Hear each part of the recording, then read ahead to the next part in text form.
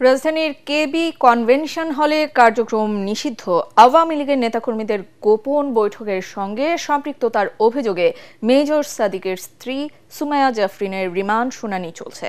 CMM আদালতে জিজ্ঞাসাবাদের জন্য জাফরিনকে হাজির করে 7 দিনের রিমান্ড আবেদন করে পুলিশ। দুপুরে ডিবি হেফাজতে তাকে আদালতে আনা হয়। মনির হোসেন তপুর রিপোর্ট।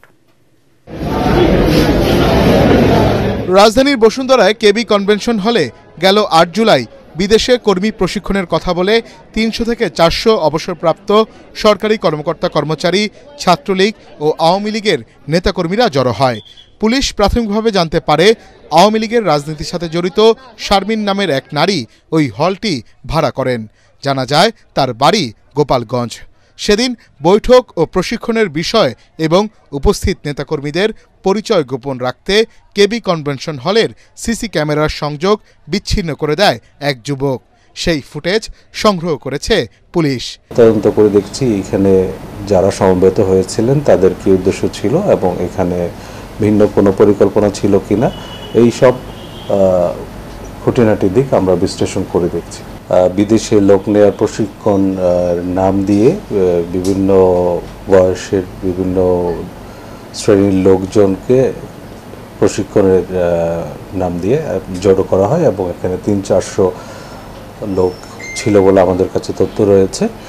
এই সংবাদ পাওয়ার পরে গত 13 জুলাই আমরা এখান থেকে 2 জনকে আটক করি, যিনি এই কনভেনশন হলটা বুকিং দিয়েছিলেন। এই ষড়যন্ত্রের সাথে জড়িত থাকার প্রমাণ পাওয়ায় মেজর সাদিকের স্ত্রী সুমাইয়া জাফরিনকে মিরপুরের ডিওএইচএস এলাকা থেকে গ্রেফতার করে ডিবি হেফাজতে নেওয়া হয়। বৃহস্পতিবার দুপুর 1:30টার দিকে সিএমএম আদালতে হাজির করে জাফরিনের 7 দিনের রিমান্ড আবেদন করে তদন্তকারী কর্মকর্তা। উভয় পক্ষের শুনানি শেষে জামিন আবেদন নামঞ্জুর করে 5 দিনের রিমান্ড মঞ্জুর করেন বিচারক।